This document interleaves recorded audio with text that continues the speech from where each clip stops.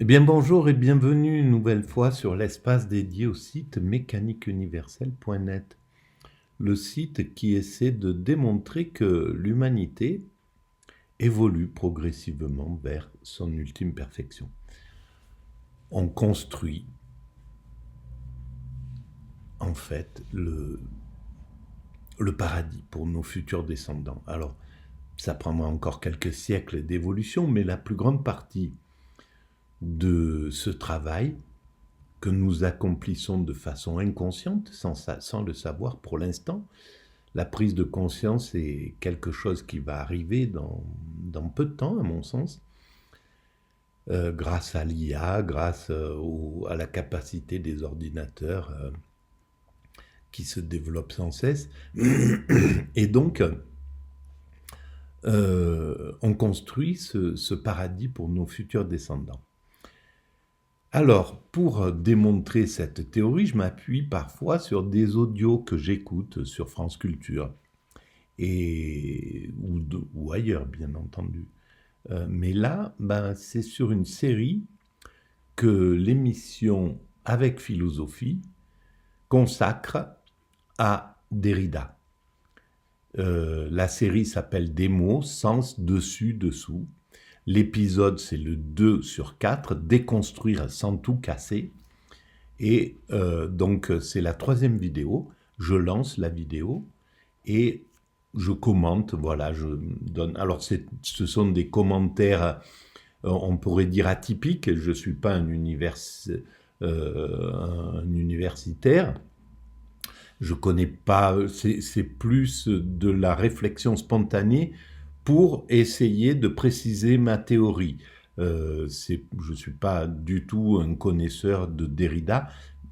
Simplement, ça permet en même temps, je pense, de faire apprécier ces podcasts sur France Culture, de découvrir Derrida pour ceux qui ne le connaissent pas vraiment. Et puis moi, c'était mon cas, par exemple, et je vois à quel point son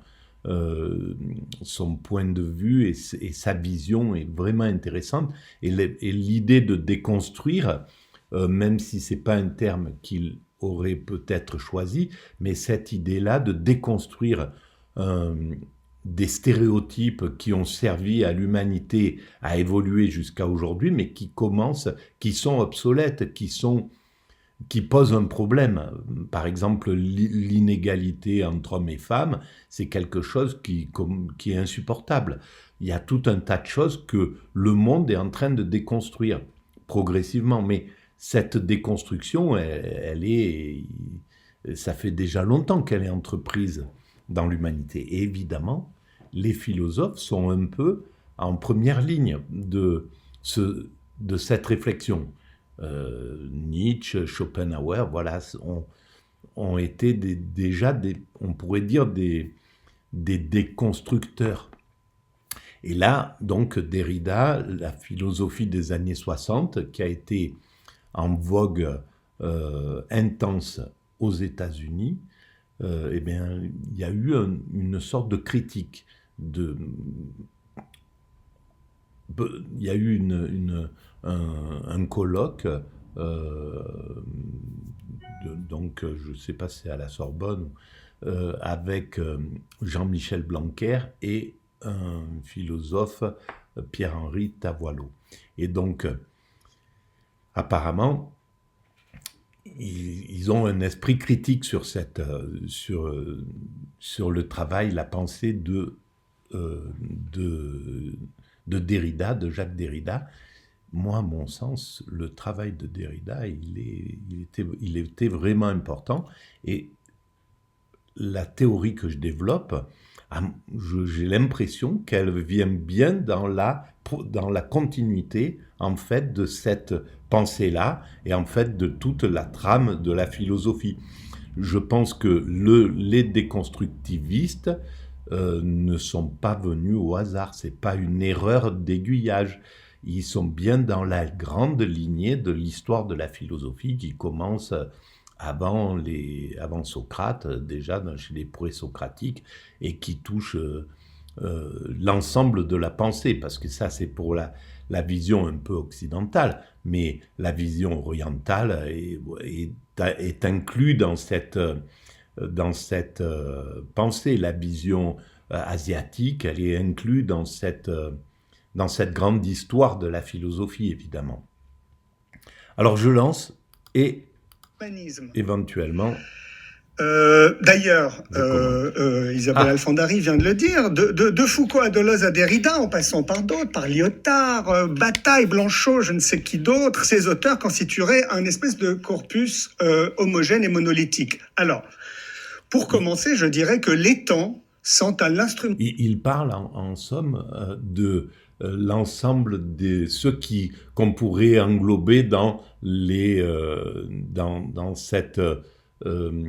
ce groupe de pensée déconstructiviste.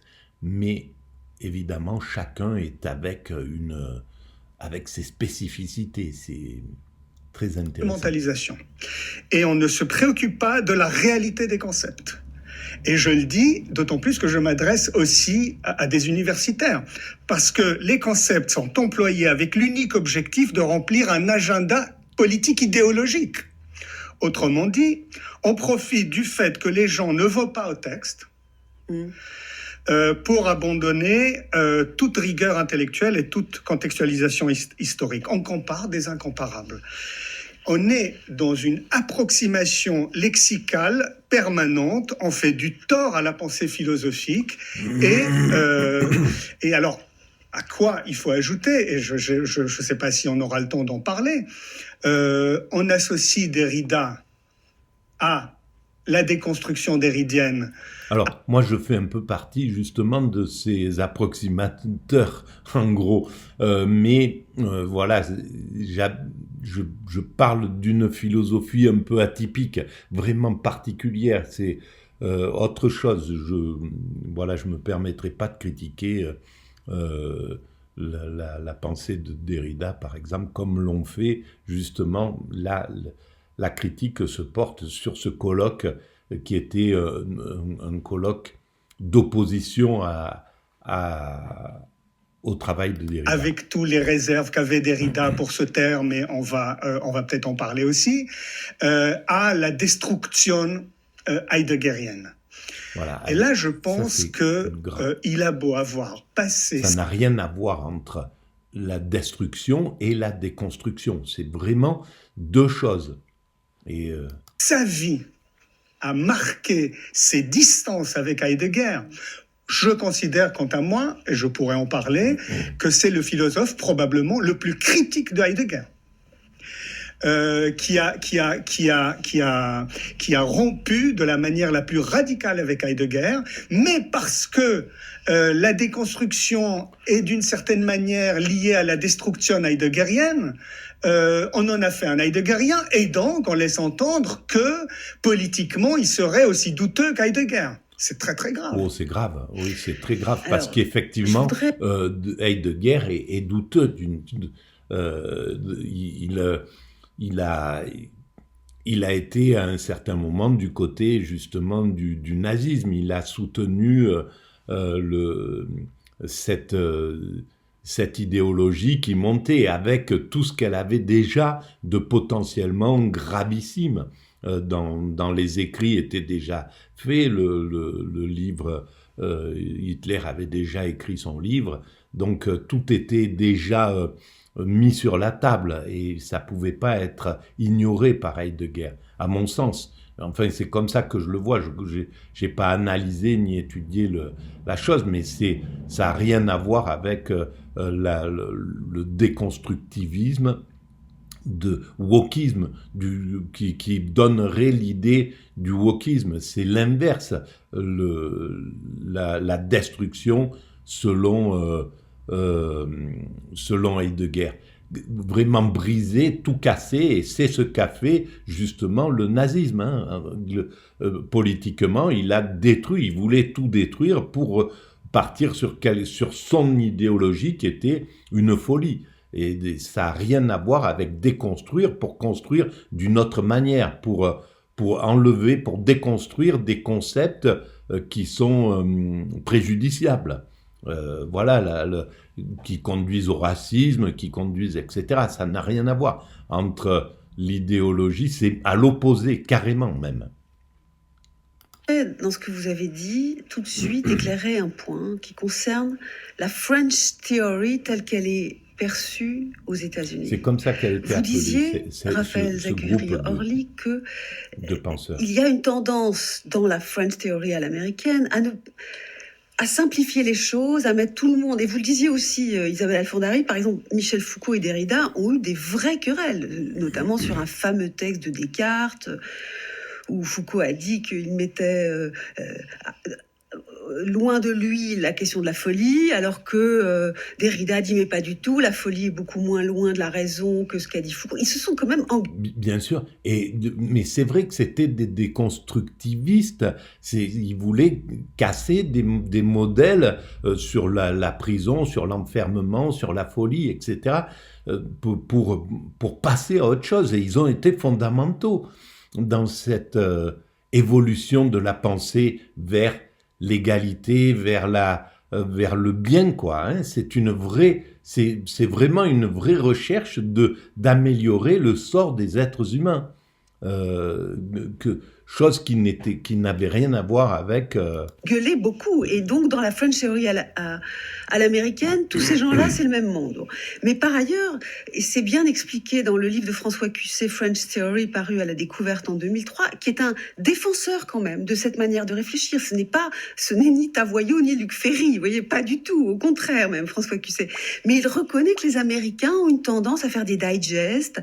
L'histoire de la folie de Foucault a été éditée en un petit livre. Il y a aussi un Kristeva Reader, il y a des boîtes à outils, des toolbox, on parle de son Derrida, il paraît même qu'on emploie une expression, vous me le confirmerez, vous qui connaissez les universités américaines, Isabelle Alfandari, d'un Derridoodle. On a sa petite boîte à outils, on crée des livres user-friendly, c'est-à-dire faciles d'usage, etc. Est-ce que vous pensez, Raphaël Zagury-Orly, c'est dommage, j'ai pas lu même Derrida, si elle est attaquée d'une manière monstrueuse en ce moment aux États-Unis, on a quand même le droit de dire que la French Theory n'a pas fait du bien aux auteurs dont elle parle? Je pense qu'on peut le dire. Et je pense aussi que... on en parlait ce matin avec Isabelle Alfandari. Derrida est un immense lecteur de la tradition philosophique.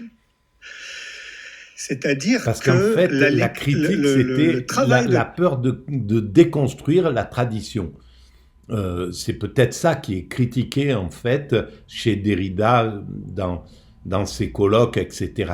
Comme s'il voulait déconstruire la tradition philosophique. Je ne pense pas que ça soit ça. Il est dans la tradition qui déconstruit, la tradition philosophique déconstruit de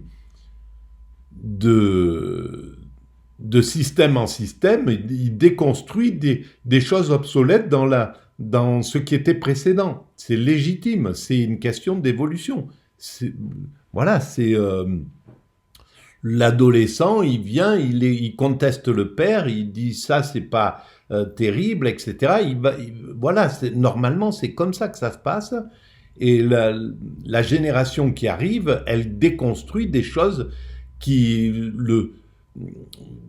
certaines choses pour pouvoir faire évoluer l'humanité, justement pour la conduire à sa perfection. La perfection, c'est l'égalité absolue entre chaque être humain, c'est l'anti-abus absolu, c'est la fraternité absolue, etc. Donc pour aller vers ça, il faut déconstruire des mécanismes on est encore sur un post-colonialisme, par exemple en Occident. On voit bien à quel point le monde blanc comment la mort de l'occidental et la mort en Afrique n'est pas pris de la même manière par l'occidental. C'est honteux, c'est carrément honteux. La façon dont la vie d'un être humain de telle ou telle origine n'a pas du tout la même valeur, parce que nous avons construit ce type d'état d'esprit en Occident. Et ce type d'état d'esprit, il découle de l'époque où on a colonisé, où on a mis en esclavage, etc. Il fallait absolument dégrader l'image de l'autre pour pouvoir mettre quelqu'un en esclavage. On ne peut pas le considérer comme égal. On est obligé de dégrader son image. Et tout ça, ça a eu un impact. Ça s'est inclus, ça s'est enclenché dans toute l'évolution. Nos dominants ont encore des bribes de cette mentalité. Et c'est ça qui est à déconstruire en réalité. Et ça se fait de mieux en mieux. Là, on est rentré dans une confrontation avec le wokisme, justement, pour déconstruire plus rapidement que tranquillement, quoi. Voilà, là, l'Afrique ne veut plus qu'on prenne le temps de déconstruire. Il faut que ça évolue, voilà. La déconstruction, pour parler comme ça, se déploie comme lecture des textes de la tradition. Je pense que cette réception américaine fait l'économie de ce type de travail-là, de ce travail tout en nuances de la déconstruction. Il s'agit, alors un mot quand même sur ce travail, et j'ajouterai quelque chose peut-être sur l'Amérique et sur son rapport à l'Amérique, qui est un rapport aussi de distance, de réserve, comme toujours avec Derrida. La lecture déridienne des textes de la tradition accompagne les auteurs, oui, jusqu'au plus intime. C'est-à-dire jusqu'au plus intime de leur geste philosophique, pouvant donner l'impression que Derrida ne fait que répéter ou adhérer sans réserve aux auteurs de la tradition. C'est-à-dire qu'il aurait un espèce de rapport de disciple à la philosophie, aux philosophes de la tradition. Nous avons beaucoup entendu, Isabelle et moi, que Derrida serait hegélien ou qu'il serait supposément heideggerien dans un texte comme de l'esprit. Voilà, donc je me suis trompé. Je pensais que ce qui était critiqué chez Derrida, c'était qu'il était contre la tradition. Apparemment, ce qui lui est reproché, c'est qu'il était trop dans la tradition, qu'il pouvait être hegelien, etc. Mais c'est pas une honte d'être hegelien. Évidemment, Hegel, il y a des choses qui sont peut-être imbuvables. J'ai pas lu Hegel complètement, ou très peu même. Donc, il y a peut-être des choses qui sont contestables, c'est possible. Mais moi, je pense que il a vu l'évolution de l'humanité, l'évolution du vivant vers son apothéose, et peut-être l'évolution de l'humanité vers son apothéose. Et il est peut-être à l'origine de bien des voies de la philosophie. Il est incontournable, il est fondamental. Donc, il n'y a pas de raison de ne pas être en même temps hegelien que spinoziste, que kantien, que des disciples, enfin, appréciant Descartes, appréciant Saint-Augustin, appréciant Averroès, appréciant etc., etc.